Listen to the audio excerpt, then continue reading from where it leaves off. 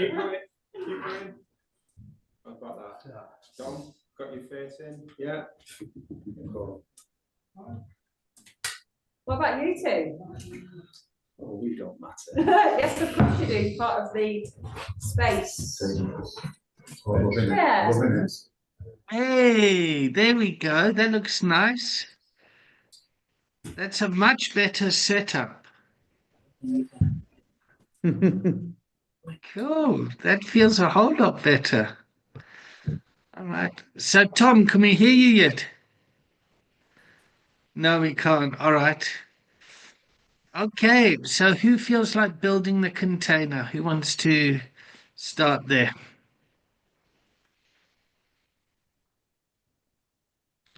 Okay. Who doesn't want to build the container? Okay, it's going to be a long fucking class, this one. All right. Don't understand. Are you there now, Tom? No. All right. Okay, no problem. All right, Zoe, you build the container. I'm not really sure how to start it, so I need some help.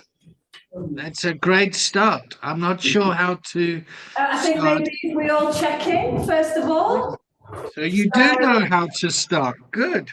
Already because Stan said it. I'll start first. This morning I'm feeling frustrated and overwhelmed, but also really excited today. And I'm learning to let things go after quite an eventful week. But I'm feeling good and ready to start. Dom?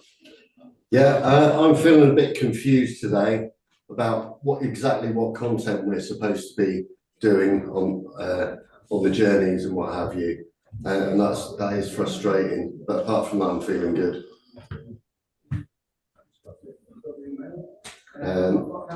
Tim. Good morning. I'm feeling a bit confused as well, and I've been awake since 2:30 this morning because my dog had its third fit in 4 days and shit all over the place. So I've had that to clear up, so I'm feeling a bit knackered. So if you see me going, I'm falling asleep. But apart from that, I'm fine. Stan. I'm Stan, checking in. I'm feeling slightly apprehensive today, but the sun's out. Everybody seems to have a bit of smile on the face and feeling quite positive, slightly anxious. Cody. Wrong hole. I'm okay. Tired as usual, but a lot better now. The sunny weather's coming, so okay, yeah, good. Yeah, good. Alex. Thank you. A little bit anxious. Hello, it's Alex, by the way, and apprehensive as always when I'm in that new space. People, I kind of spoke honestly this morning when I came in about, because I could hear people were sort of like grumbling about things, and there were some challenges coming up for people. Confused about like how to do these modules that I've not looked at yet. So maybe I came in a bit strong, maybe not, I'm not sure about that. I could sense maybe Zoe were like, well, it's not about that, Alex. So there was maybe some resistance there. I appreciate that and respect that, but that's what's in the room and that's what's in me and that's my truth. Freddie. Hello, I'm Freddie. Checking in, feeling carrying a little bit of overwhelm from the previous day, but I'm sitting with it and I'm present in the room. Yeah, I'm feeling a little bit anxious, I think, but overall, okay. Tagging Nick. I can go. Hi, it's Nick. Lovely to see you all. Yeah, I can echo the sense of slight confusion, but coming in today and seeing the group, I know that we'll get it sorted out between us. We've become quite a solid group, and we do look after each other, and we go at the slowest person's speed, so we'll be okay. Thank you. Oh, sorry, Chris. Sorry, mate. I'm Chris. I'm feeling really good. I'm getting my car MOT today, so hello independence. Let's have it.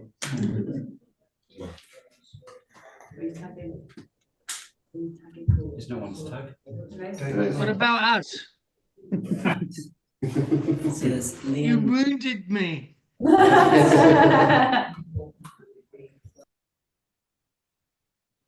Okay, I'm going to assume he tagged me. So David checking in a bit anxious as always. I've got some feelings going for Tom as he's trying to struggle to get on there. So Tom, raise your hand if you're feeling happy. Raise your other hand if you're feeling sad. I'll tag Liam. Oh, he says he's good. He said it in the chat. Yeah, I am. I'm feeling good. I'm in Amsterdam at the moment, visiting with my dear friend Corinna, and yeah, I feel actually quite settled and quite relaxed.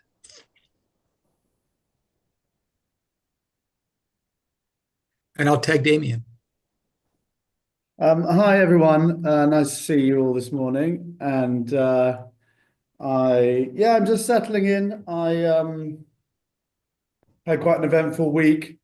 I'm house sitting for an aunt, and for a couple of weeks, for 3 weeks, and so for the last few days, just been settling into a new place. So I've been quite busy, quite churned up. And the sun is out, which means a lot to me because I'm not a very good winter person. So I've had some beautiful walks with my dog in the surrounding countryside, and yeah, so a mixed bag, but actually it's really nice. I'm feeling nice sitting here in this seat and starting a session, because this Tuesday morning community practice has become kind of part of my weekly routine. So this is the first kind of routine-y thing I've done, having changed my environment. So yeah, it's very nice. Thanks, Damien. All right, so I think that's everyone checked in.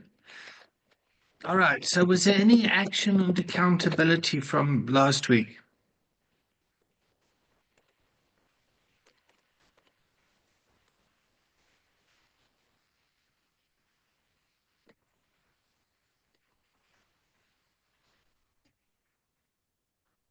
Zoe? The accountability for me and Stan is still the same, with going forward with the booklet that we want to do for Project 6. So I think for me and Stan, that's just we'll be just going forward with that. Yeah, it's definitely a pending thing until we can get round and see other members of staff that we can sort that with. So that's it, sort of in the diary. That's going to happen at some point. Okay, great. Me and Nick have started work on the newsletter as well. Cool. Okay, so there's a book going, there's a newsletter. What else?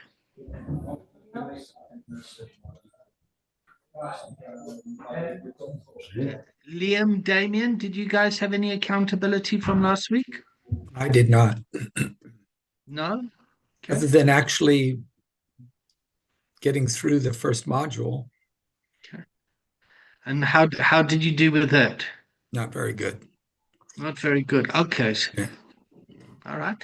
Not that that's a timing issue, and setting up myself properly in terms of the things that I had going last week. And to be honest, I didn't have it as the in terms of priority. I didn't anchor it as a top priority. So that's really the reason why that didn't get done like that. So that's not an uncommon thing in this environment. Yeah. Damien, did you have anything? My accountability was mostly to do with thinking things through. So I was thinking about the scarf model in terms of how myself or others around me have been triggered. There's been a few things going on in my family recently, and I wanted to kind of consider the scarf model around those events.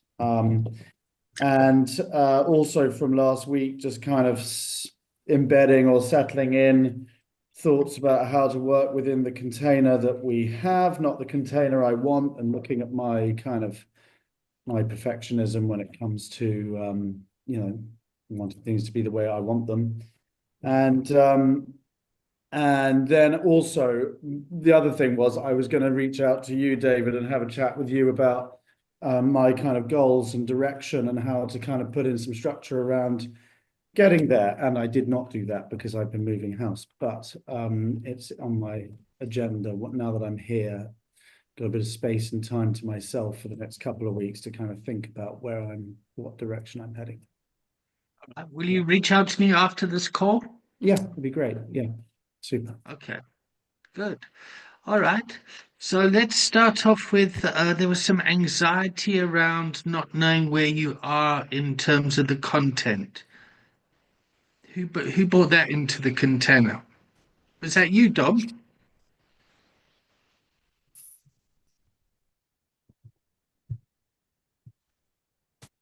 You're muted. Okay. Yeah, I'm confused as to which modules to do, so I sort of stopped until I know. Okay. All right. So there are 4 modules there, and they're numbered 1, 2, 3, and 4. These the blue, the purple, or the orange? The blue ones. Blue ones, lovely. Yeah. And yeah. So, yeah. Okay. All right. So all the content is there in a very structured, linear way. The way these containers work, though, is we just fucking throw it all in and then we try and sift it out bit by bit. So the theory is written in the content, and the challenge with that is, some people will say they'll do it and then they don't get to doing it because different priorities happen in life, like Liam just said. Yep. So the content is there, but it's really the responsibilities on the individual to go through that content. Yeah. And in terms of tracking it, as an organization, we can see where someone is in the content, in the journey. Yeah. So in terms of ISO 17024 compliance, CPD requirements, those institutions they hold us accountable and say, well, how do you track students' processes? Yep. Our challenge is because of the population of our students, they come from a very different learning environment. So we change that to suit the students. Yeah. Because we change it, it can come across as chaotic and disorganized and all the feelings that you have. Yeah. The learning in this, the process in this, is the population that we're working from are very chaotic and disorganized themselves. Does that make sense?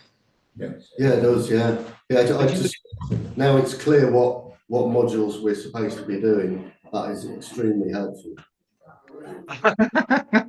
Great. Okay. All right. Anybody else got any more questions about their modules? Yeah, what happens if you've done modules that you weren't meant to? Like I obviously have. I've done something else. I've done modules 1 to 7 of something else, including the ones that were meant to do. Well, you get an extra gold star for being so dedicated. Yeah. Yeah. and the content's very similar. So the content of the 7 modules will be the facilitators Yeah. module, That's what I've done. where you get trained to deliver this work and teach this work as a facilitator. So it can only benefit you for doing that. So Yeah. I'm a facilitator now. Well, you could be further down the road Yeah. once you've kind of done these hours.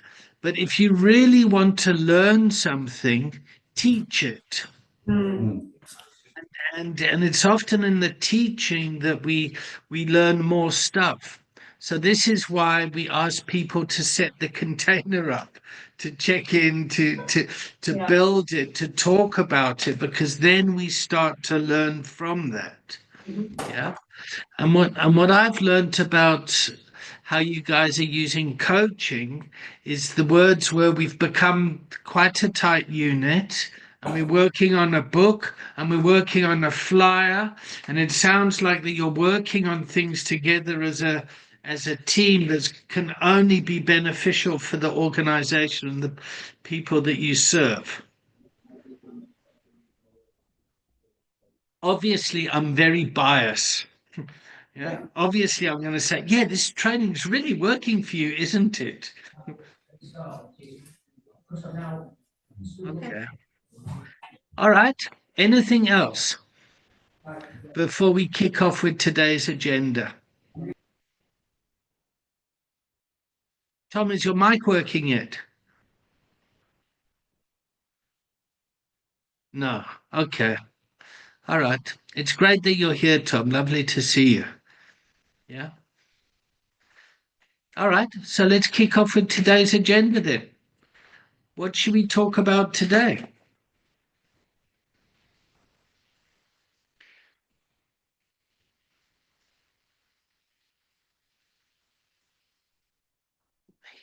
Here comes Damien. I had a question which arose from my module that I'm looking at. At the moment, I'm looking at module 2, which is coaching skills and techniques. And I was looking at frapping. So Right. it is not our role to fix, rescue, advise, or project. And the question I had, I guess, was, so this is really around the idea that the coach is, the coach in recovery coaching, we say that the client is well and the coach doesn't know best. And that's what I've understood. And so we're not there to fix, rescue, advise, or project. And my question is, but can we suggest, invite, offer potential paths or resources and ideas? Otherwise, what are we here for? And I suppose where the context of this is, I suppose I come out of a recovery tradition where the opposite in some ways, where we do not believe that we are well when we enter the rooms. And I suppose from my own personal experience, this idea that I have all the answers inside me. Well, I definitely I feel like I needed suggestions because I'd run out of ideas at the end of my journey with active addiction. So I suppose I'm trying to understand what the nuance there in terms of the coach's role in this context. Does that make sense? Great question. I love the question. What does a container think? While you sit with that for a second, yeah, I'm just going to the loo.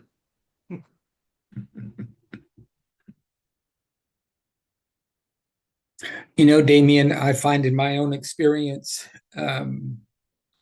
that coaching, we as coaches will have a framework in our heads that we can use, a set of tools and a set of processes that we can use to guide through questioning, guide a person to an answer that they discover for themselves. without giving them the answer. And for sometimes we can see it clearly. Like, okay, in my head, I'm like, I see the connection. I can see all the dots connected. But if I just said it, it's not going to land. If they discover it, it will land. And it will take hold. So it's a process of, through questions, guiding them through a process of discovery that has them discover it for themselves, even though you as the coach might know, see where they need to go, or what it is that's there for them to see, if that makes sense.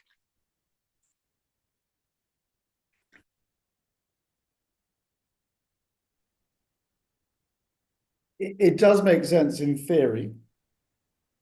I suppose in part I'm thinking here about practical tools and resources. I have various daily practices that I use and that many people I know use, whether that be meditation or writing a gratitude list or things like this. I don't believe that 5 years ago I could never have come up with those myself, no matter how many questions you asked me.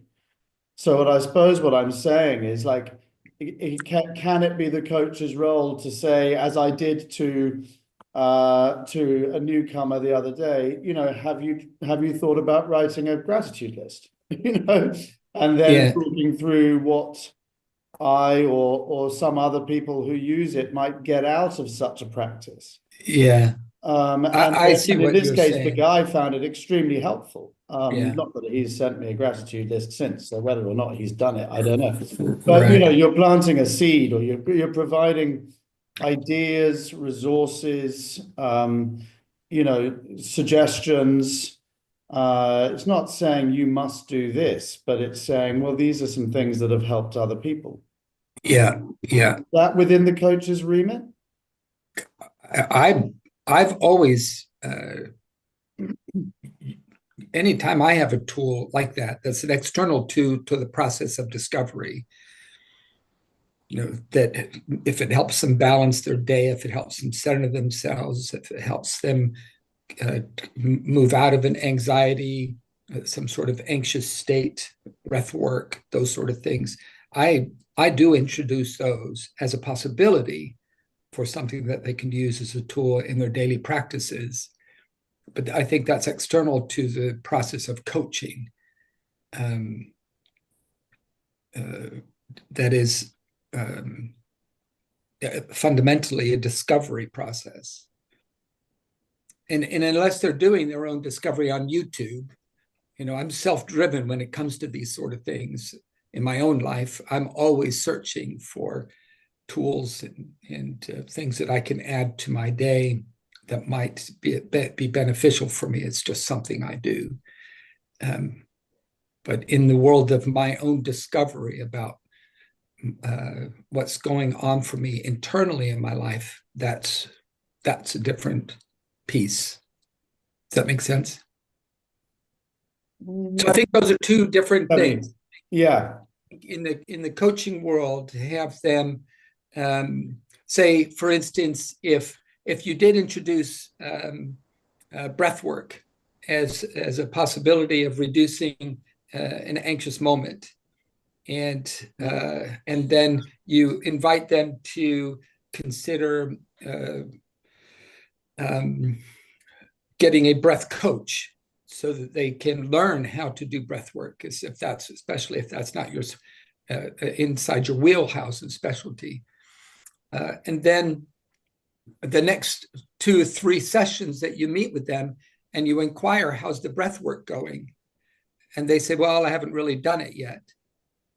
Now there's something to look at. Right. And that's the coaching, that's the inquiry, that's the discovery, is what's getting in the way of, you don't like feeling anxious, you don't like that feeling in your body. I've suggested something that you can utilize as a tool to do that. It's been 4 weeks. What's getting in the way? Right. And now you're coaching. Let's hear from Project 6. I'm not sure who's put their hand up there. Stan? Yes, Stan, I'm just wondering with regards to prepping, where is there a fine line between suggestion and advising? I mean, on the back of what Damien said, I kind of got where he was going with it, and the line between suggesting and advising, I wonder where we draw that line. So I'm going to come in here if I may. So we're working with clients along a continuum. Yep. And we need to make a call where they're at. Yep. So they're using, misusing, abusing. Are they dependent? Yep. Are they in a place of going towards premature death, or are they moving to high well-being? You remember those continuums? Yep. Okay. So coaching is a continuum as well. When you're doing peer support coaching, yep, there's often a lot of signposting there, where you're working with your client and you're aware of all the external recovery capital that's available to them, and you could point them to those resources. Yeah. So there's a you know what there's a mutual aid 12-step support group down the road. Have you ever been to one? Would you like to go to one? Shall I take you to one? Let's go to one together. Yep. What did you think of the meeting? How was that for you? It's very different to you must go to 12-step meetings and you must get a sponsor and you must work the steps. Yeah. So you can take someone to it. Yeah. You're presenting it to them, but you're not really attached to whether it works or not. Yep. So I went to 12-step meetings. They were fantastic for me. I became a 12-step Nazi, and I used to project my 12-step fucking stuff onto people when it wasn't really resonating for them. And if it didn't resonate with them, I'd beat them with a bigger stick. You're in denial. You've got to go until you. And actually, that's when people do things that they want to do and they have more agency around what their recovery looks like. So when Damien, you said, have you written a gratitude list? Yep. I would get curious and say, what does the term gratitude mean for you? How can you become more aware of bringing gratitude into your life? Does that make sense? It feels slightly different to you must write a gratitude list. Yeah. Obviously, like that's a wonderful tool, writing a gratitude list. The reason why it's wonderful is it gets a person to change their mindset and to start to think about the little things that they're grateful for, which can lift their mood and spirit. So I've got my health, I've got a nice warm bed to sleep in, I had a hot shower, I've got three meals of food provided for me. I'm starting to rebuild my relationship with my kids. Those little things and being conscious of them can really help someone go, oh, fuck, I haven't got a job. I haven't got enough money. What am I going to do? I'm getting old. I'm going to die alone. You know, so there's definitely, yeah, look, I mean, this isn't, you need to dance with it and work with it. Like if somebody is drowning, yep, you're going to throw them a life ring. You're not going to say, have you thought about flapping your arms? You know, you're going to have to make a call and step in there. You know, if somebody like you guys on the front line there, if somebody's overdosed or whatever, you're not going to say, well, how do you feel about calling an ambulance? like this isn't yeah, I mean, use your common sense. Like some people just need hand holding and signposting to resources. Yep.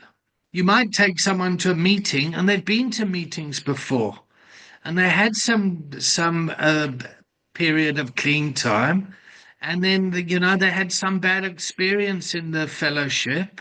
Yep, and then they don't want to go back there because it's really traumatizing for them.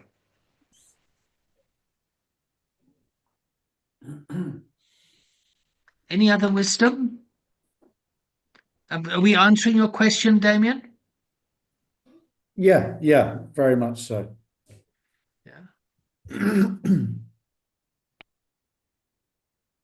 What makes a good therapist, and I know this isn't therapy, but it is therapeutic at times, is knowing when to say the right thing at the right time. It's being discerning with your wisdom.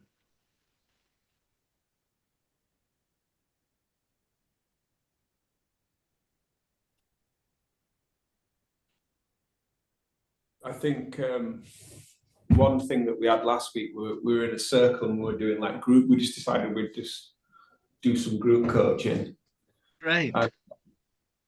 And there was something that came up, and it was like when someone asked Zoe a question and she was really thinking. You could see she was like processing something. And then it was like the sort of thing was about like sometimes we can jump in and stop that processing, and it's really well-meaning. It's not a criticism. It's not a bad thing at all. But we can say like, no, come on, you're all right. You're great. You're fantastic. You were a really great person. You know that. You know you are really great. But that's just what we think. So we were trying to like get across that like if there's silence in the room, just let there be silence in the room, and there's no need sometimes for us to fill that space if we can see that somebody is really sort of deep in their self-reflection, even though we fill the space with well-meaning, well-intended stuff. I'm gonna share a personal story with you, and this is a bit extreme. Yeah. But on the weekend, I got a call from my daughter-in-law who phoned up and she was in tears. And I said, "Oh my God, what's wrong?" And she said her brother had just hung himself. He just suicided. And what must I do? What must I do? And then I said, "Oh, well, what is it that you want to do?" Yeah, I asked a question. And she said, tell me what to do. So then I kind of stepped in and just said, "Listen, Michaela, you come from a medical background here. You need to kind of step into action here. I get you're really overwhelmed. You've just lost your brother. But you need to go to the scene of where it happened. You need to kind of just show up there and be there and just kind of provide support to your other brothers and the other family members that are going to that, and be there for when the coroner arrives, when the police arrive." And it got very practical because that's what needed to happen there and then. I know this is a, I mean, it's really not a comfortable story to talk about, but it is the reality of this sort of environment. And now, a few days later, we can go into the processing of it all and cast a different lens on that.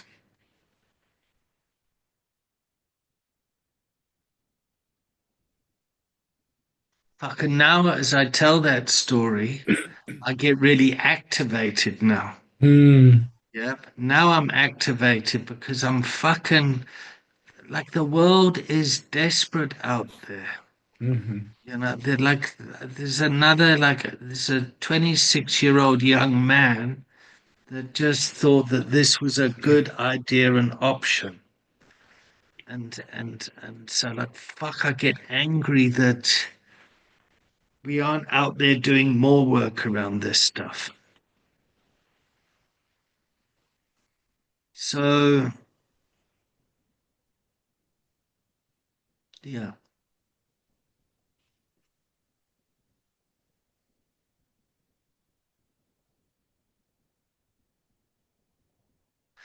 It's not easy out there, is it? No. And that's also like why I can get a bit kind of flippant around, oh fuck, don't worry about the paperwork, don't worry about where you are in the manual, just fucking show up. Just like be good people out there, like, you know.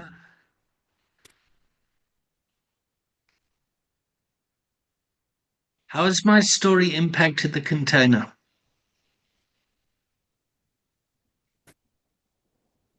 I think it's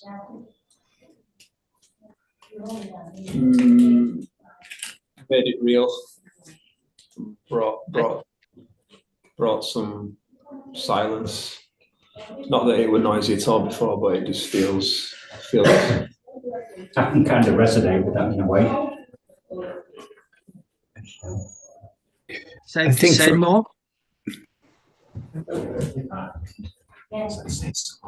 I can just kind of resonate with that predicament in what you were saying. So yeah, I kind of understand. But obviously, what do you resonate with, Chris? Is in a suicide or attempted suicide. But that's all as much as I'll divulge. But yeah. Okay. Thank you. For me, David, it added a sense of weight, WEIGHT, this heaviness, not in a bad way, but to the significance of what we do. And that in any given moment, we have to make a decision while we're coaching somebody, whether that's the sort of thing that we need to do, that we need to come to the table with, is be very directive, as opposed to a more kind of exploration discovery approach. Because this work will call on us to have to be directive and to give direction when we notice or hear that there is risk, there's some sort of a harm to self risk. So it's added this weight, a weight I'm willing to carry. But it showed up for me as you told that story. Volume of the silence increased. Is what I wanted to say. It's like, okay. It resonated with me, David, when you said, just don't worry about the little things, just show up. And I think that's how I feel at the moment in my own life, and for my own children, is I'm showing up, I'm present. And I think then that goes on to you being a coach, doesn't it? We're showing up, we're being present. And I think that's a massive part of it, is showing that you're present. And actually, even if you're not, we're not giving the advice, we're not telling them what to do, but however, by just being there and the listening and the questioning techniques that we use to guide them to where they need to be, again, resonates with me of how I am with my children at the moment, and just being a mum, and it's just part of life. So yeah, that definitely impacted on me, what you said. And it's fascinating how my thinking went when that, because when she phoned and I heard the tears, and then she said her brother had just died, I straight away went to, oh fuck, thank God my boy's all right, you know. And it's like, oh my God, how can I? But that's kind of, I mean, that's just the way it is, you know. It's yeah. I mean, what we're trying to do here, from my perspective, yeah, is we're just trying to bring some professionalism around our lived experience so we can improve the system for everyone.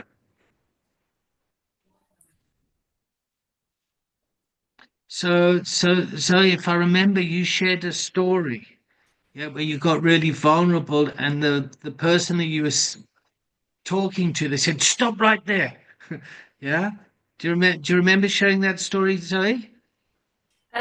Was this when we were doing the training in Sheffield? Yeah, we were doing the training. I think you were speaking to a school teacher or someone. Yeah, I think I recall it, yeah. Yeah, yeah. Okay, so I don't want to dive too much into it, but that's a perfect example of how not to do something. Yeah, Yeah. That's a yeah, perfect example when somebody else gets triggered and then they start to project a whole lot of stuff onto you, thinking that they're doing the right thing, but actually just missing you completely as the human. yeah.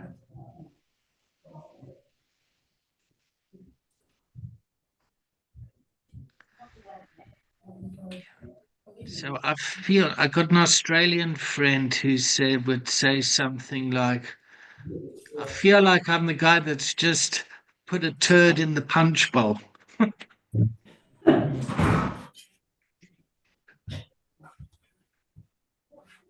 I don't think you put a turd in the punch bowl. I felt when you told the story, David, I also felt a weight in my chest and down in my stomach. I felt I had a very physical, somatic reaction to that news. And yeah, I'm very sorry for, I don't know how close you were to the individual, or just if it's within, as you say, your system. But it's heavy. But yeah, but it's also real. And so I felt a sadness. And then I did a few mind flips, and as well myself, and partly part of the mind flip was thinking, yeah, this is the kind of work I'd like to do.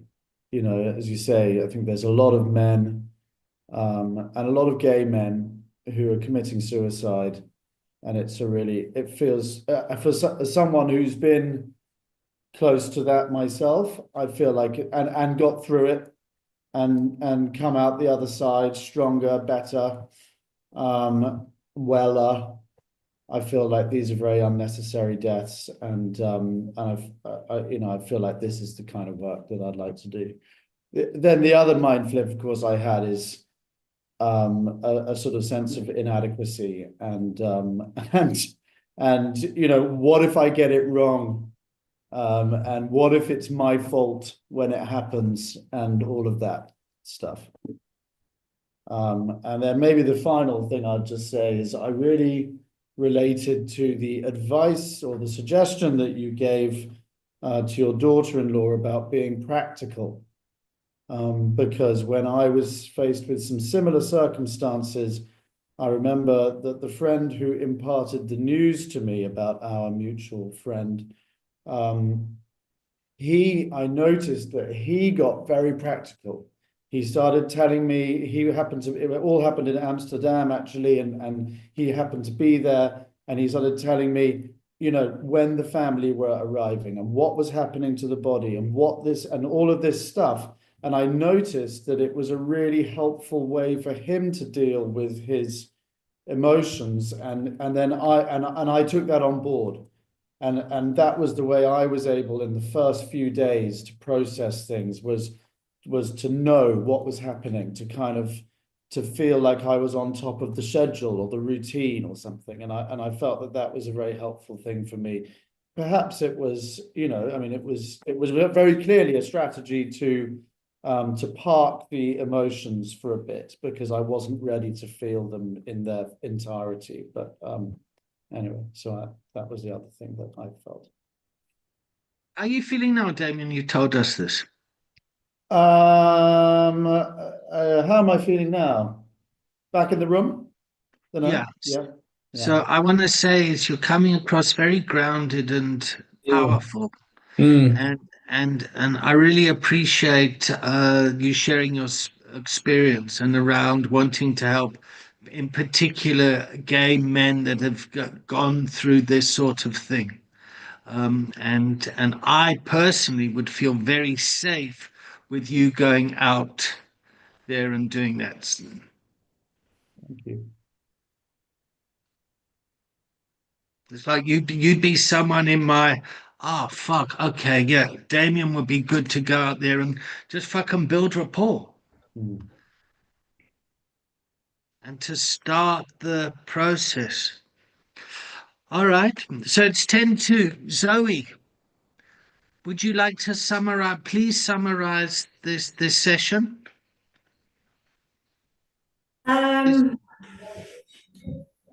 We've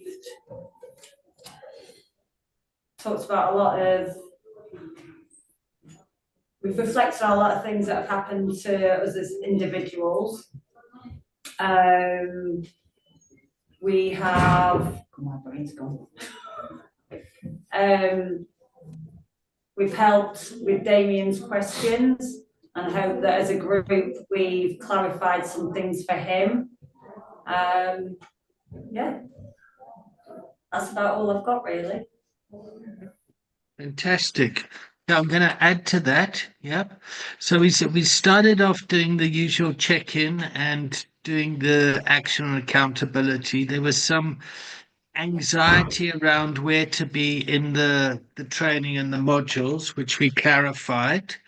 And then we went into you had the opportunity to facilitate and check in and to practice building the container. Yeah, and I'm not sure what today's agenda was. But the frapping came up, and then getting role clarity around what is coaching and what's a sponsor and when do you give advice and when you don't give advice and that sort of stuff.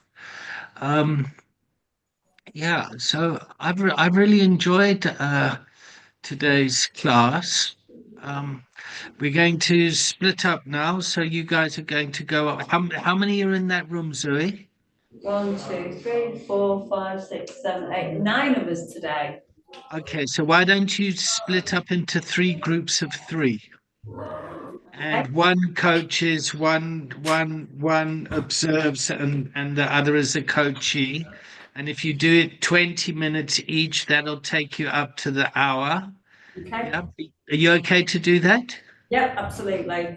Great. Is there any homework from your side as an organization that you'd like us to hold you accountable to next week?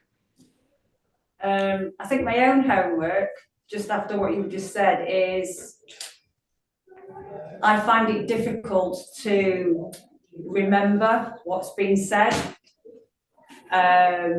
So my homework is to sort of work on that and find strategies that can help me to, unless I write it down, I find it hard to keep it in my head. So that's my little bit of homework. Does anybody else get anything they want to work on or be held accountable?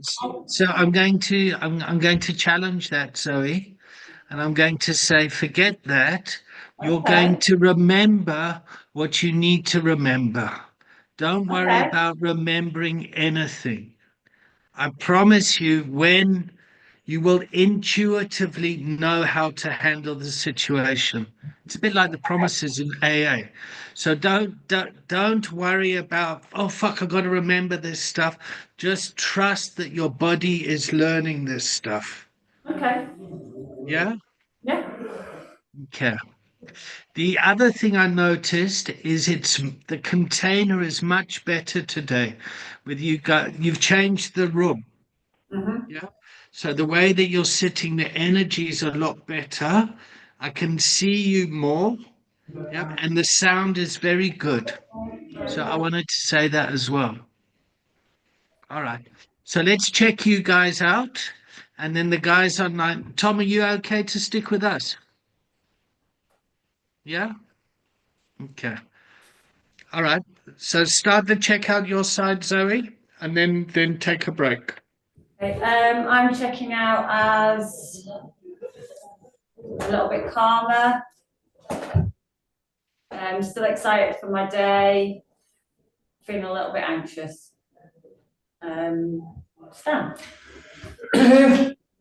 I'm checking out as calm, and as I really took something from today. Something's really resonated. I think it's a case that we're moving on now. We're getting a little bit comfortable, like you said. The container does feel. It's always been robust. It's always been very robust. We're there for each other. But I think it feels a bit more relaxed today. A bit more people are more happy to be here, more at ease. So, Yeah, I'm Tim, and I feel more comfortable today. And I'll just take on board what you said, David, about we don't have to remember everything. We'll learn and take on board what we need to. It'll come naturally, and I'll take that on board. And I've got quite a lot out of this compared to the last one, to be honest. Thank you, Chris. Yeah, it's relaxed me a bit, and I know that I need to focus on my work, and because everyone else is doing it, it'll give me the drive to get through it. Cody. Yeah, I'm all right. I feel a bit better now. We know what we're actually looking at on the journey thing, 'cause I was completely lost with it. So, yes, I know what I'm reading up on and what I'm doing. So I feel a bit better about that. I've enjoyed today. So, yeah. Yeah, thank you. I feel tired. Coming off caffeine, so I'm just feeling everything for a change this morning instead of putting the stimulant on top of it. So that's cool. And we'll see what unfolds for the rest of the day. But thank you for your time. Appreciate it as always. Freddie? I'm checking in, feeling the energy of the room. I think there's a weight here, and equally, I feel like this has been a really valuable session. I think in terms of soothing my own anxieties and sort of cementing some more of the learning, I find it really useful. And yeah, I'm feeling supported in this space. I feel safe in this space. So thank you. Did you share it? No. I'm checking out, I'm feeling quite a bit of relief now. I can start to implement my own internal structures with regard to this training. And for me, that's the way I've always worked. So thank you very much for that. Dom. Hi, Dom, checking out. I'm feeling a lot more positive about the coursework now. I know exactly what's going on. Also drawn from this that I've actually done a bit of coaching this weekend without realising. Awesome. Unconsciously competent. Well done. Yeah, it's only just come to me in the past few minutes. I'm talking to a friend, and I just sat there and listened, and he felt a lot better, and yeah, it was good. So that's now you've become consciously competent. Wonderful. Okay, everyone. Well, that's helped my anxiety a lot. I really want this to be beneficial to people. Yeah. Thank you all for your time, and I'll see you all next week. I think it's 7 to go. I think it's 7 to go. Yeah. Well done, guys. Good. Later. Okay. So Damien, Liam, and Tom. Tom, you still coping there, mate? Okay. It's great. It's great that we're compromising, not compromising. Adapting, that's the word I was looking for. All right, so let's take a 5-minute break ourselves, and then we'll come back here, okay?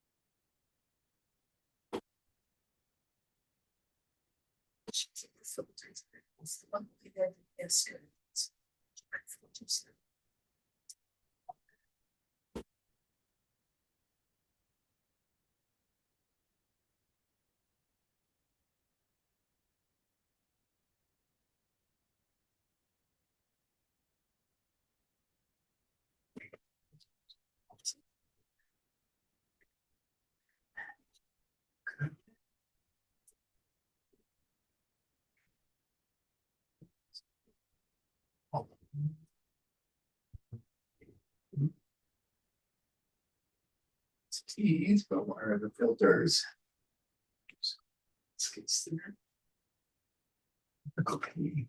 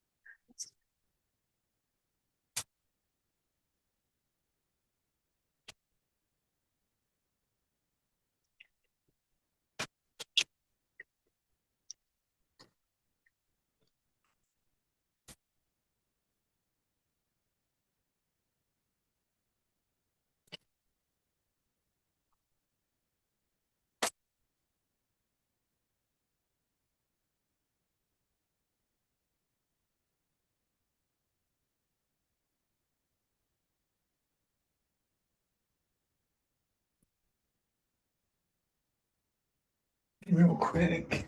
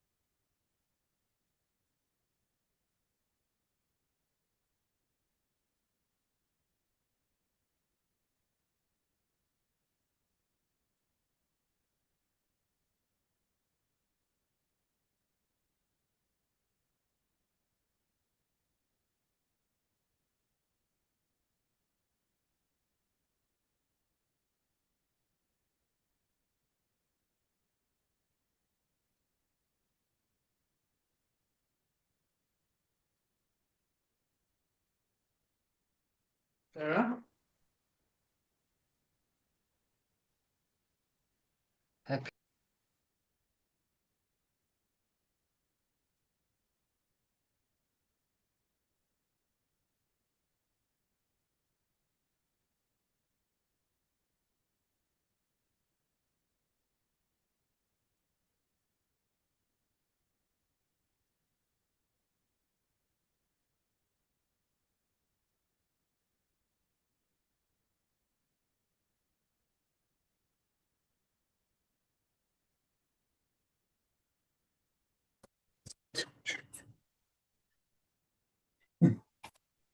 Way too much.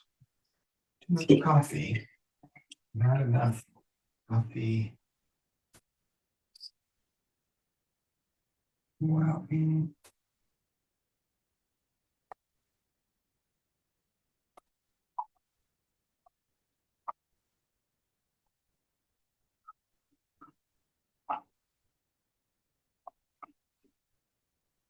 Who's back?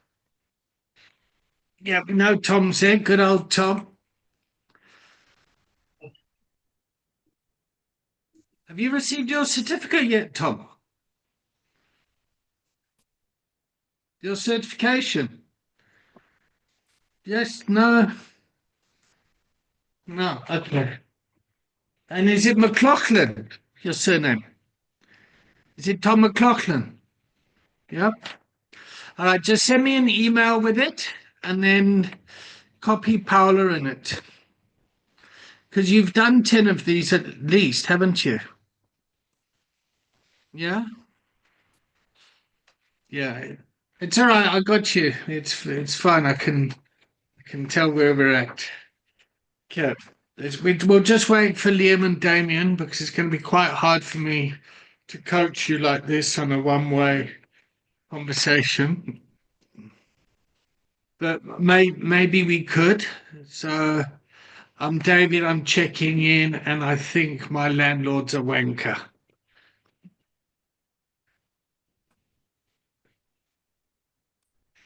Oh shit, it's recording. I hope nobody watches that.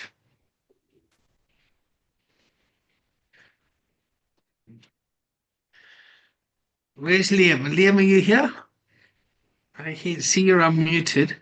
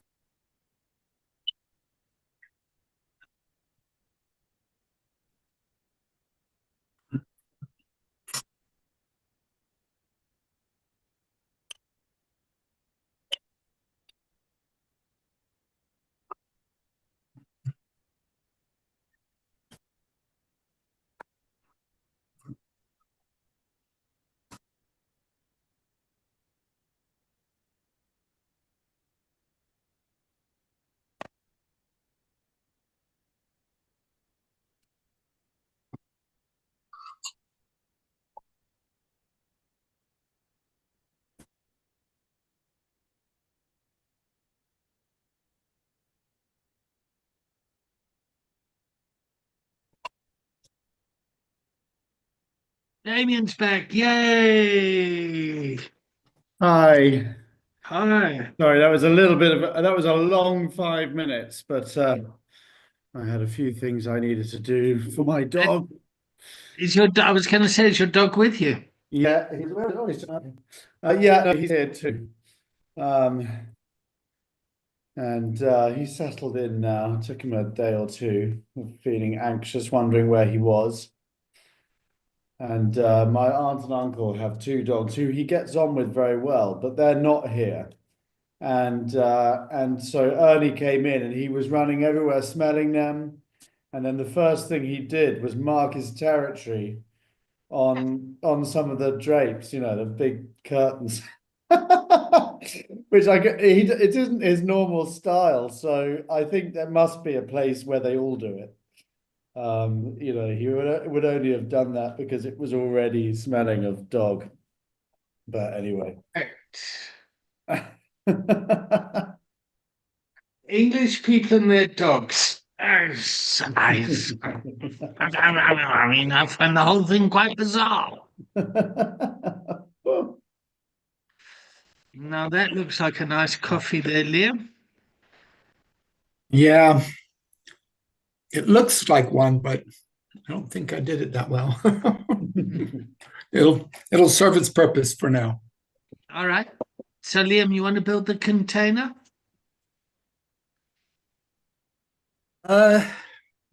Yeah, let's do that. Let's start by checking in and see again. None of us really checked out from the previous session, so maybe we can start by our own reflections on the previous session and where we're at. Damien? Yeah, thanks, Liam. It was a great session. I mean, I suppose I brought the agenda, and then we looked at the agenda, and but I really feel like that session really answered my question about the coaching role, and and I suppose answered it, didn't just answer my question, it answered it in a way that makes me feel good about the coaching role. I suppose my fear in asking the question would have been that the answer that came back was a very kind of purist, you know, view of how the coach's job is just to kind of hold up mirrors and, you know, that's it, you know. And so I feel more comfortable and confident in the role, knowing that, yes, of course, I can use my common sense, and it is actually my role to signpost towards resources. But yeah, I take the point. It's not my role to, you know, to keep, you must, I've given you this resource, you know, it's about signposting or showing or leading the way or hand holding, and then, you know, discussing what comes up for the clients and maybe trying something else if it doesn't land or it doesn't work, or, you know, it's so I feel more A, I have more understanding about the role, and B, yeah, I have more confidence and comfort in it or something like that. So that's good. Anybody? Oh, sorry. I can't pick Tom, can I? Because well, can, but maybe he can write. Maybe he can write to us in the chat if you're okay with doing that, Tom.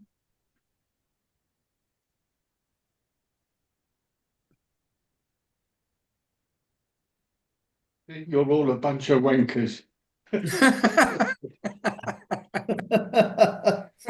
a minute, I thought his microphone was working, and then because I don't know what Tom's voice sounds like.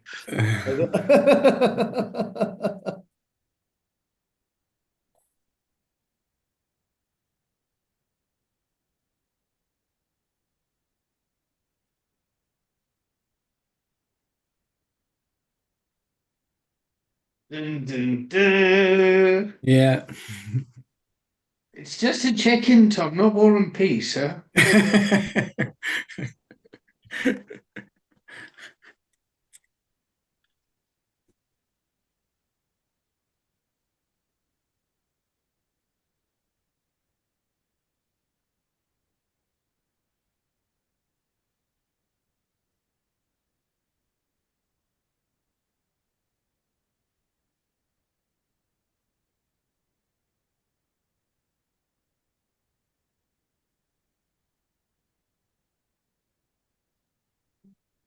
You need to push enter. He's writing something meaningful. A DMC, deep meaningful chat.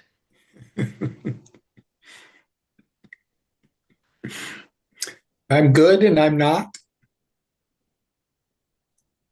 Oh, you're not writing a war and peace.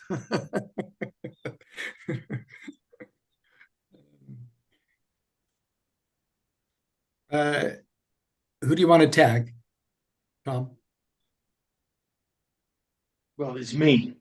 So let's just rescue him. Like sometimes, I mean, I think this is a bit like the frapping thing. This is sometimes when you have to jump in and throw. Uh-huh. Okay. Mhm. I'm checking. I'm feeling more relaxed that Damien's had a better week this week. Yeah. So that's a good thing in terms of doing the training. And the last hour felt better. It felt as if the Project 6 group, there was the geography changed slightly in the room, and that felt better and more contained, and it feels as if they're settling there.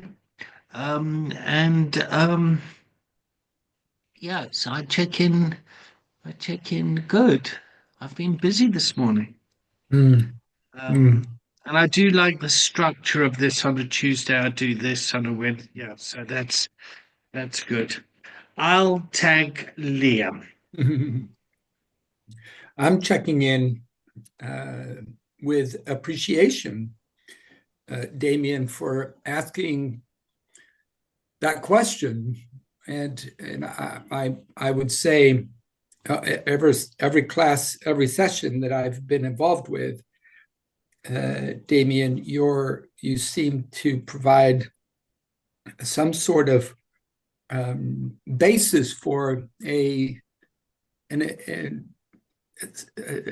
valuable conversation to be have, and I'm always taken with that. And you did that again today, and I thought that was very valuable. I could tell that the entire group, just like you, David, it seemed much less fragmented today than last week, and I felt more in community with the Project 6 group this time as opposed to last week. Yeah, so I feel appreciative and grateful.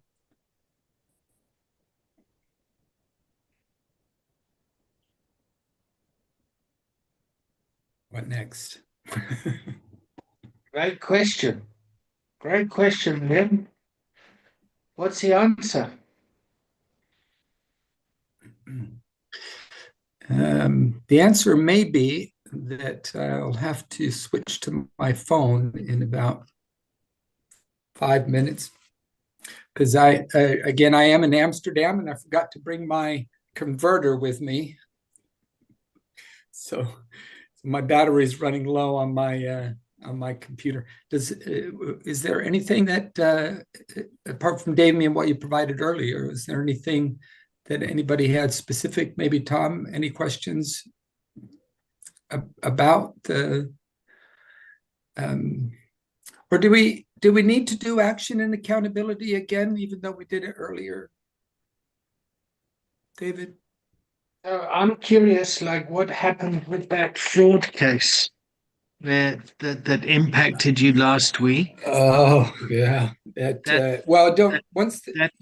sat with me. Yeah. Just the burden on you as a human being hearing that. Being the deliverer of bad news. Yeah. Once they go into there's a special team that handles those cases once I escalate it. And we don't usually hear much back from, sometimes we do get feedback from the customer thanking them for the discovery, which I've had. I had a woman on the phone once that believes she was speaking with somebody that was trying to sell her a car, and one name was the person she was speaking with, but the money was going to another person for a car that she was picking up from a third person. And it took me a few minutes to convince her that I thought she was being scammed and she was going to send £5,000 out. And so she wrote a feedback to that it turned out to be a scam. We can't cancel the payment, and it did turn out to be a scam.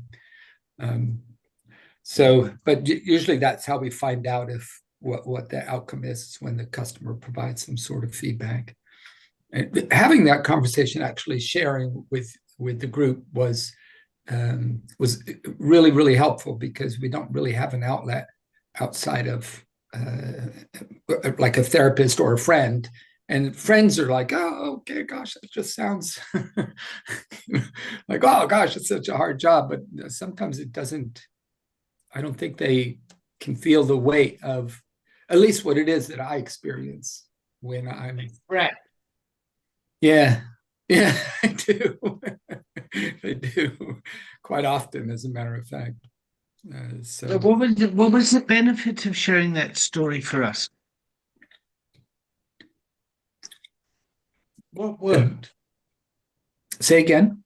What worked?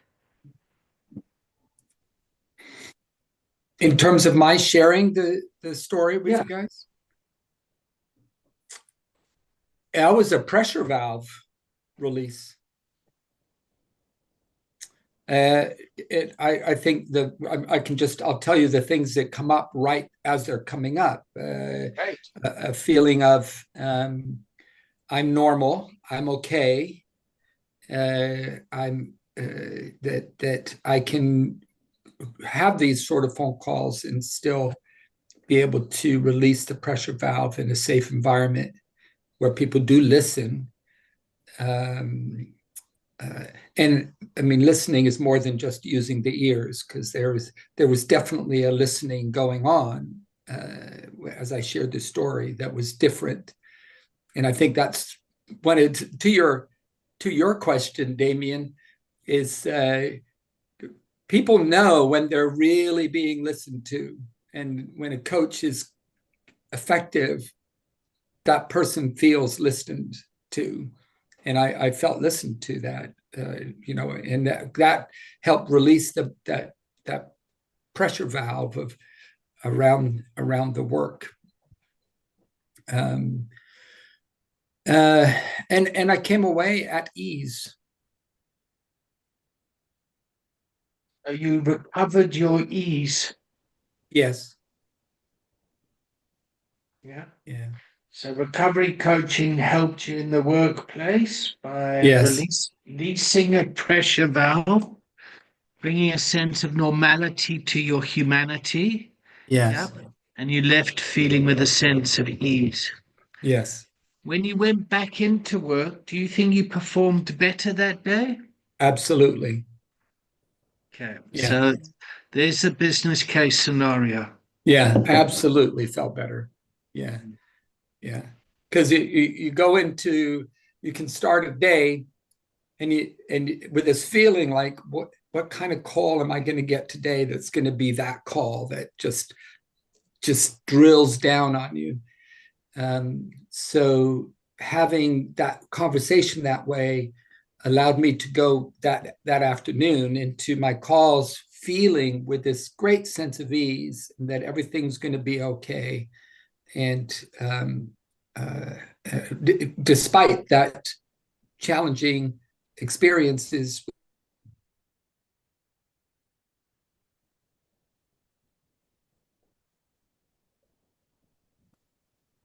And now he's having what's called a call center crash. So he did say we might have to switch to his mobile. Yeah, it's fine.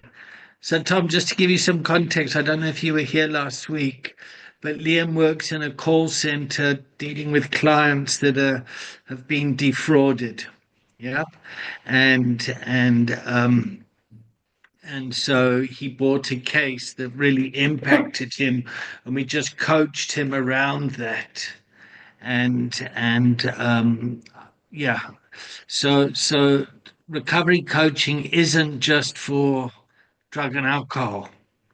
It's so we just use the word differently. We'll talk about a culture of addiction, but in the workplace, we'll talk about a culture of adversity. People are fucking fighting and da da da da da. And then we move it to a culture of resilience. Yeah. So instead of being in a culture of recovery, we call it a culture of resilience. So, and the guys at Project Six today, you could see the team is coming together and the team's becoming more resilient. And I mean, I dropped the suicide bomb on them today. Liam, you're back. Fuck, you went to the beach. That's amazing. I had it ready to go because I knew at some point it was gonna. Yeah, I was just saying you've had a real live call center crash there. Yeah.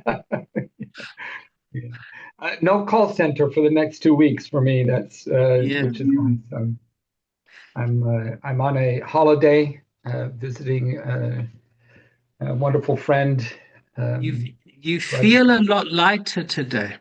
Oh, I'm well, that could be because I had an osteopathic um, appointment yesterday that released a lot of stuff out of my system, and I walked away feeling much lighter. But I'm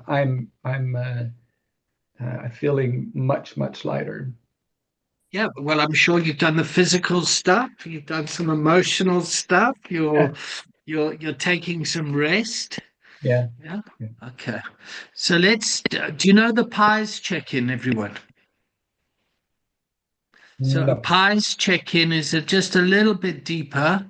So Tom, you're just going to have to listen to this one unless you want but pies is you check in physically, intellectually, emotionally, spiritually, and socially. Yeah. So physically, I check in. I think my lower back's a little bit sore, and I know when I stand up, my knees are going to creak because I'm sitting down in a ship position. Intellectually, I'm very stimulated. I love doing this sort of stuff. It stimulates me intellectually. I'm learning new stuff. Emotionally, right now, I feel very excited. I can feel I'm touching my kokorozashi because I'm like kind of foaming at the mouth. Spiritually, I feel like I'm on purpose. Like my soul and my spirit, yeah, is kind of aligned. Yep. So my soul is on the earth to have a purpose, and my spirit fills me up to drive that forward. So that feels good. And socially, I'm fucking loving hanging with you guys. Yeah. So yeah. Liam, Damien, who wants to go next? I'll go. Okay. Physically, I'm feeling very rested, and I'll use this phrase too. I have this sense of aliveness in my body, which is very nice to feel. It's very kind of this beautiful positive energy of and feeling light and intellectual. I'm like you, David. This, as we would say in the US, this fires me up. I get very lit up with these sort of conversations, and that could be another thing that's adding to my lightness, is because that's the way I flew out here Saturday morning, and it's been like this for 3 days for me, of having these beautiful conversations with a variety of people, and so it is also a purpose and spirit alignment for me. This is what I feel I have been called. I know, I don't feel, I know, with every ounce of my body, my being, that this is my vocation, this is my calling. And emotional, very, excited. All just goes together. I'm now looking forward to these calls on Tuesdays for the same reason you just stated. Socially, it's because it's me hanging out with people who are in the same pathway in terms of the work that we do and what it is that we are gathering around in community about. So I feel very connected, very purposed, very very strong sense of community because of that.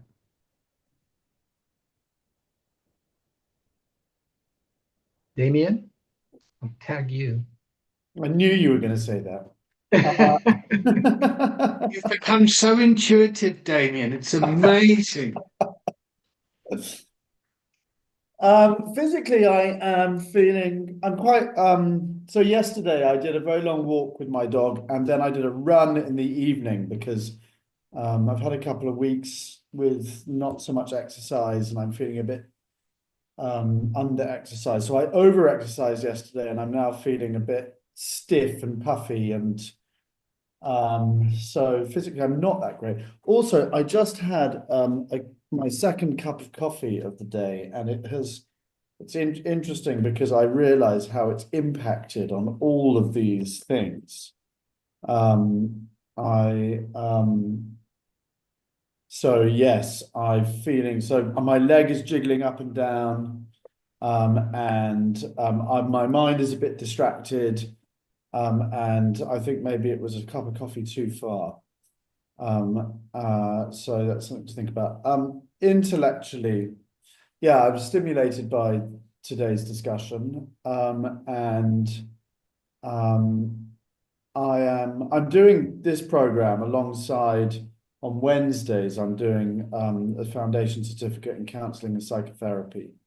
And so at the moment, in general, over the last 2 months since I began both in January, you know, I'm absorbing new information and new ideas, and I love learning. And so that, you know, in general, I'm very nicely stimulated at the moment.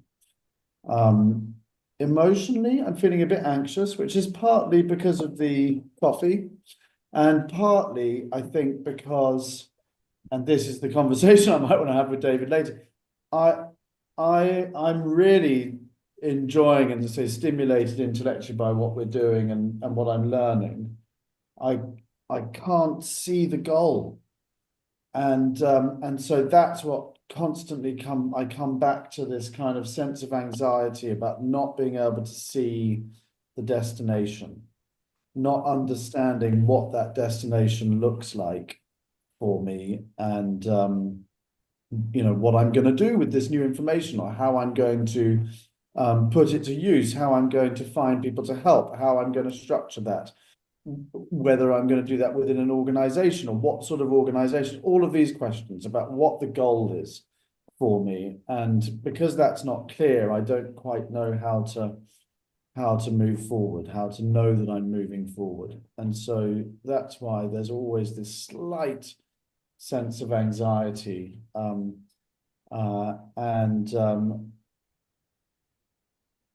then spiritually, I'm feeling quite spiritually well at the moment.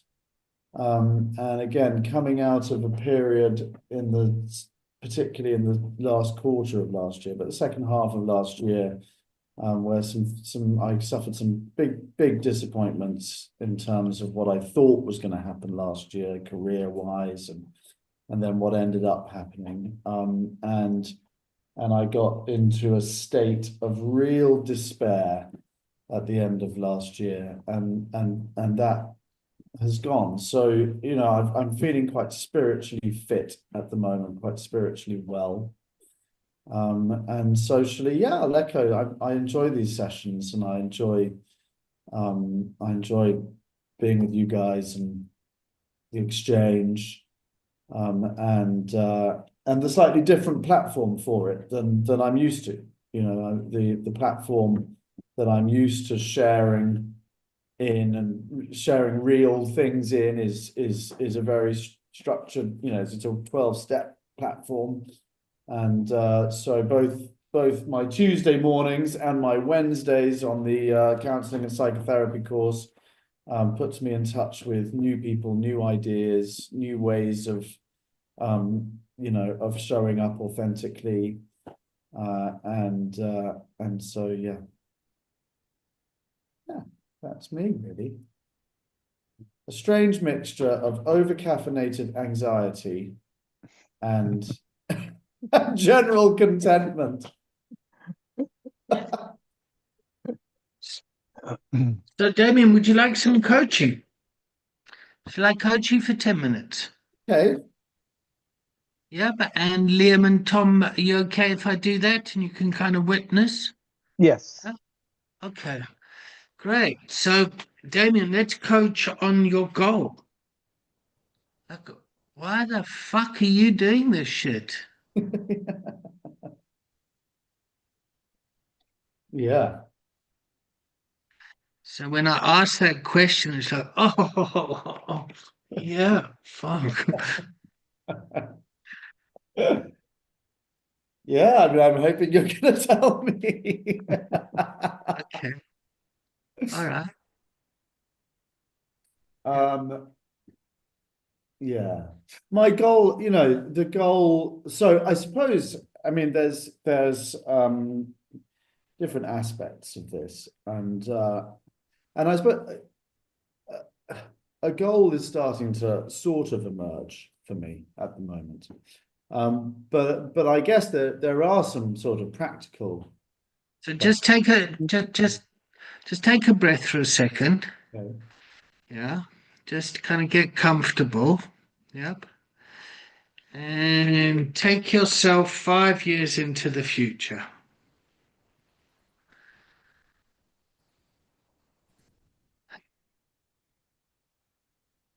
Yeah. Okay. And it's Monday morning, and you're waking up in your ideal life.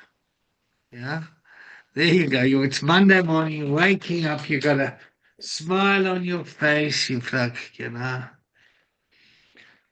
oh, Monday morning. Yeah. What does the day look like for you? What does it feel like in your body? God, so strange. Like you know, when I get asked questions like this, I don't, it's like there's a blockage. I don't dare to dream. But I suppose what it looks like, actually a little bit like what this morning looked like, the sun is streaming through my windows. And I wake up without an alarm. Great. So you just wake up when your body is rested And my into body is rested. sunlit room. Which hopefully happens to be, you know, on time, whatever time is. And you know, I like, and there's a gentle morning of kind of waking up and doing my waking up process. A shower, glass of orange juice, some healthy breakfast, listening to some nice meditative music that I listen to in the mornings, kirtan. And then, you know, being ready for my day. What does that mean? I suppose is kind of the question. You know, I do have some dreams. I suppose, which maybe this is working its way towards. But you know, I like the idea of private client work, as a therapist, as a coach. I suppose I've sort of seen coaching as a kind of, you know, my therapy training will take more than 5 years. So I suppose I see coaching as something I can do in the meantime, start working with clients, start helping people in a therapeutic setting. But I suppose there's another side of it, which I suppose is about a dream of having some space, as it were, a kind of a business, a space, a boutique retreat, a place people can go that's therapeutic. I like So it's Monday hospitality. morning. It's Monday morning. You've woken up without the alarm clock. You're in a Hmm. sunlit room. You're in your boutique location. You've got guests, yeah, there. Yeah. How does it feel? It feels calm. Oh, all right. So from this place of calmness now, let's backtrack. Yeah. How did you get here?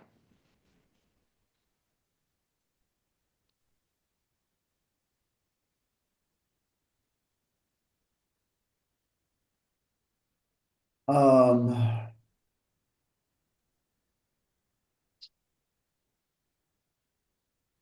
why am I struggling with this? I guess, um, That's code for fuck off, David. Leave me alone. no, I just feel like we've missed a step. Oh, which step did we miss? Sorry. No, I don't know. Well, I don't know. What's going on here? Okay, so just take a breath. Yeah. The reason Just I feel like we've missed a step is because suddenly I don't know whether I'm supposed to be talking practically. so Are we Damien, talking here about, have we decided now that I'm going to run, as I have my own boutique retreat? Damien, That's what it where we feels. where I we're don't want trying to, to get to, where we're yeah. trying to get to, yeah, is just physically your body is in a calm place as it explores the solution, as opposed to being in a okay, no, I don't know how we missed a step because yeah. So it's just we're on a coaching training, yeah, and we're coaching to look for a goal, yeah. Before we're even getting there, I'm just trying to get you to the place that you feel like when you've achieved your goal, to then try and come up with what that looks like from a place of calm. I've just woken up in my room. There's no alarm clock. The sun's shining. I'm feeling calm. And from that place, so just to make it really simple, my girlfriend every morning wakes up, lights a cigarette. I've got to give these up, babe. She has to light the cigarette before she thinks about stopping smoking. It's too intense for her when she's craving to think about it. Does that make sense? So, on a similar level, I'm just trying to. And look, this might not fucking work for you, but it's just a fucking coaching tool that you might be able to use with a client that's saying, fuck, I don't know what my goal is. I don't know what it's all about. I'm over like fucking woman. Da, da, da. Yeah. But just to get to the place of, okay, I'm calm, I'm relaxed. It's okay. You know,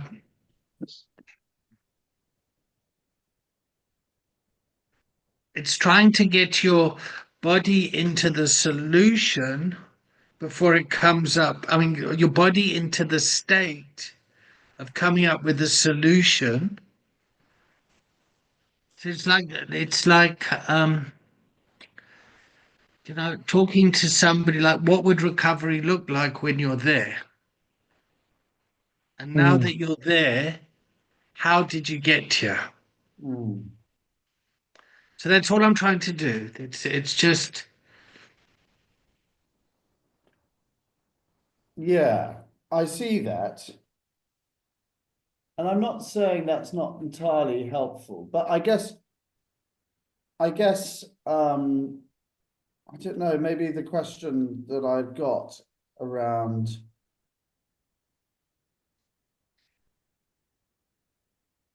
I suppose I'm not thinking, I suppose it's not necessarily about 5 years' time, right? 5 years' time feels like quite a long distance for me. And I'm okay in a way with that destination. Well, yeah, maybe I'm okay with that being a bit hazy because there's a lot that can happen in the meantime. Or maybe I want to, yeah, I mean, that's the thing. Maybe I want to set that business goal and then say, okay, well, what do I need? What skills do I need to acquire? I mean, at the moment, I'm doing shifts in a hospitality business, and I'm actually really loving it. Are you front of house? But Are what's you front of house still in that, I was that gonna- restaurant? yeah, I was wondering.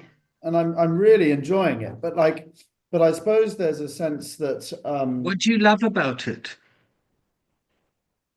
well, I enjoy the customers. I enjoy being kind of brisk and efficient. I enjoy that we're giving them good food, so they're happy. And in some ways, actually, that kind of rushing around, kind of doing small tasks, kind of fits my neurodiversity. I think probably. I mean, we've got Wonderful. ADHD, and there's always five things to kind of think about and do, and and so and it doesn't really matter what order I do them in, and I don't have to sit down and focus for too long, and whatever, all of those things. But I guess and there's part of me that's okay. Well, I don't want to work in a pub, for the rest of my life. But I don't really want to serve alcohol. It doesn't really work for me. But but it makes me feel like, oh well, actually, maybe I'm learning here a skill, management of hospitality business that So there are two actually brings things. me closer to my goal, and that's interesting to me. Okay, well, how can I maybe think about that, in terms of what I do next, or that's kind of where my thinking is at.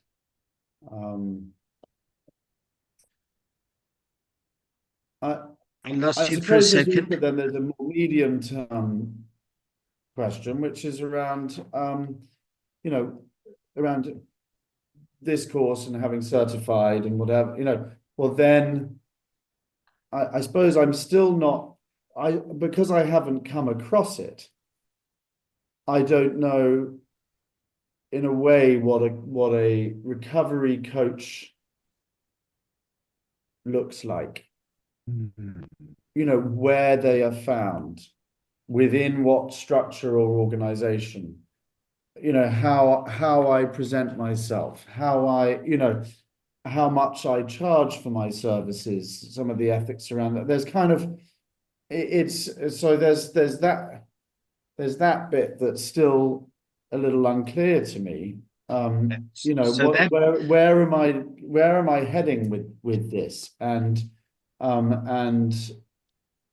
yeah. So that's going to emerge out of the mist. Yeah. But at the moment, you value learning a lot. Yeah. And your work environment is, it's coming up with solutions, things you can like pay little bits of attention to. You're enjoying that environment as well.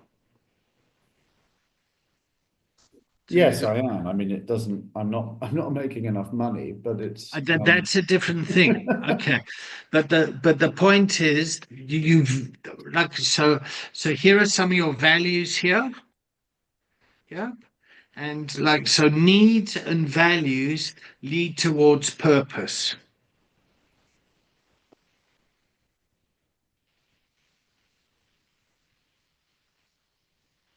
I can feel as I talk to you, I get like excited. I want to go on, let's go. Okay. So we're coming towards the end of today's class. Yeah. My stick around, Damien. It's coming. In terms of goals, I had a vision and a goal to start a rehab. I wanted to own this rehab. I got to that goal and then I had an emotional breakdown. I was like, oh fuck, now I'm here. Now what? So then I had to change to a BHAG. And a BHAG is a big, hairy, audacious goal. It's a goal that you'll never be able to complete, but you can always move towards, and it fills you with meaning and purpose. So I've my BHAG is to cure the world of addiction. Yep. How do I do that? I do training of people. That excites me. I empower people because I love seeing people and improve treatment outcomes. Yep. And that's part of curing this world of addiction and breaking stigma. So now I've got a goal that I'm never going to achieve, but there are 3 tasks I can kind of focus on, which brings me joy and excitement and touches my kokorozashi, my soul's purpose. Yeah. And that is emerging for you. You love learning. You're clearly very intelligent and you want to place it somewhere, but it already sounds as if in your work environment, you're already doing that sort of stuff already. Isn't your boss a member of AA or something as well? Yeah.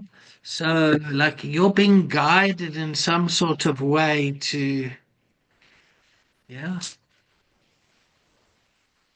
It feels like you've arrived at the house and the other dogs aren't there, but you need to go mark your territory on the curtain.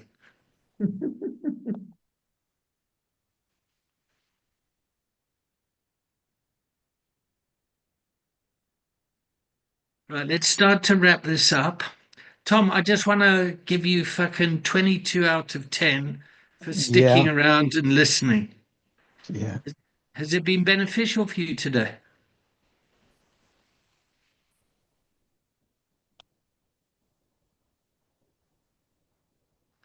Cool. All right, let's start the checkup. Damien, how are you doing right now? Um, yeah, I don't know. I would say frustrated. Yes, a little bit. Good. Okay. A little bit frustrated, I suppose. I'm not sure that I'm not sure that in this session just now I've got any further, but perhaps where I'm at a little bit at the moment, I suppose I'm partly trying to, like, I'm here in this nice house and it's beautiful weather and I'm you know I'm doing this job. I'm not really getting the hours that I need, and it's not a long-term financial solution for me, but I'm enjoying what I'm doing. I'm doing this program, I'm doing my other course, maybe a little bit right now. It's time for me just to kind of settle into doing all of this stuff and give myself a bit of time just to let things settle and unfold. And I'm still in a little bit of a mode of like thinking my way into I want to know what I'm doing. I want to know what the goals are. I want to know what my certainty is. And so maybe just maybe rather than this afternoon trying to like work all that stuff out, should go for another lovely long walk in the sun. It might not be sunny next week. So there's maybe that's the where I'm feeling a bit frustrated, because maybe when you said, should we do some coaching, I was like, great, in 10 minutes time I'm going to have the answers that I want. And and I don't. And maybe that's it. Maybe, as you say, it's just about sticking, which is what my response has been. My aim has been the last couple of months. It's about sticking around, and seeing how things unfold. And I do start to feel things emerging from the mist. But yeah, I would really love to know, I suppose, how in a few months' time, when I'm certified, how and where I'm going to do some recovery coaching, and what that looks like, I suppose, that's anyway. But I've really enjoyed today. It's been a good day. And yes, it's felt a lot. It's felt like a much more productive and connected session than last week. And so I've really enjoyed it. Yeah. Ian, would you like to go next? Yeah. Thank you, Damien, for being so open to allow us to witness coaching with David. So I really appreciate you for that, and your willingness to be open and allow us the vulnerability in seeing the struggle that you're or the challenge, the wrestling, if you will, that wrestling with certainty and uncertainty. So thank you for sharing that. I feel encouraged, and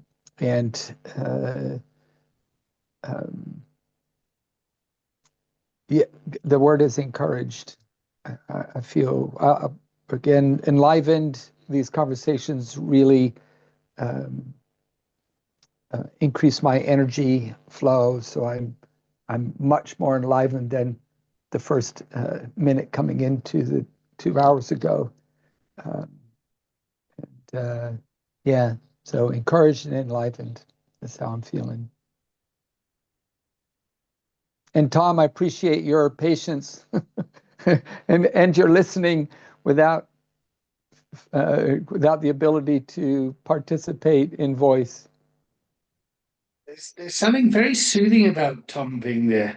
I don't know where he is on your screen, but for me, he's in the top left-hand corner.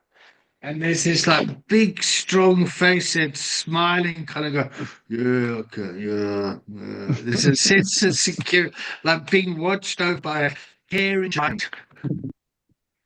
Okay. I check out with Joy. Damien, do we still need to have a chat? Yeah, it'd be nice to have a chat, if you wouldn't mind, David. Yeah. Okay.